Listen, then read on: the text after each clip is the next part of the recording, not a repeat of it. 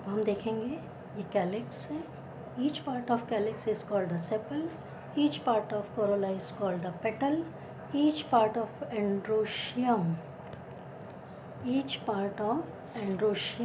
is called stamen, and stamen is having 3 parts, anther, filamented, connective, and each part of gynoecium is called a carpel.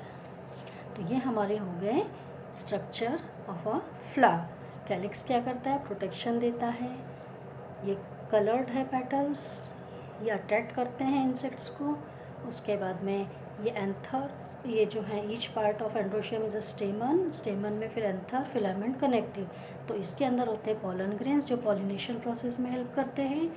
जो यहाँ से आप देख रहे हो गाइनोशियम पार्ट में, तो ये पॉलिनेशन या एंथर्स यहाँ पे होते हैं और फिर ये ओवरी तक जाता है. तो इस प्रकार से फ्लावर में पॉलिनेशन होता है.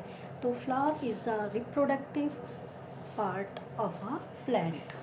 ठीक है. तो ये 4 वर्ल्स हैं, ये इस तरह से काम करते हैं. जो आपको मैंने PDF पावर पॉइंट प्रेजेंटेशन भेजा था, उसे आप और अच्छे से पढ़ लीजिए, तो आपको और अच्छी मदद मिलेगी और आपको याद रहेगा. फिर मैं 10th में जब आप आएंगे, फिर मैं आपसे पूछूंगी कि आपका प्रीवियस नॉलेज क्या है, तो उसका एक पार्ट ये भी रहने वाला है आपका. तो इस तरह से हम देखेंगे कि किस तरह से आपने ध्यान रखा है.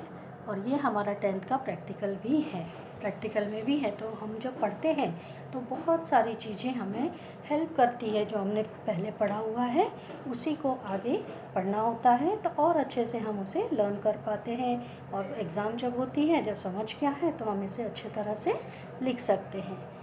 अब दूसरी बात ये है कि आप जो है 8th क्लास हो गया है, अब 9th में आने वाले हैं, तो उसके लिए मैंने आपको ये दिया था. तो कुछ बच्चों का रिस्पांस था, कुछ का नहीं था.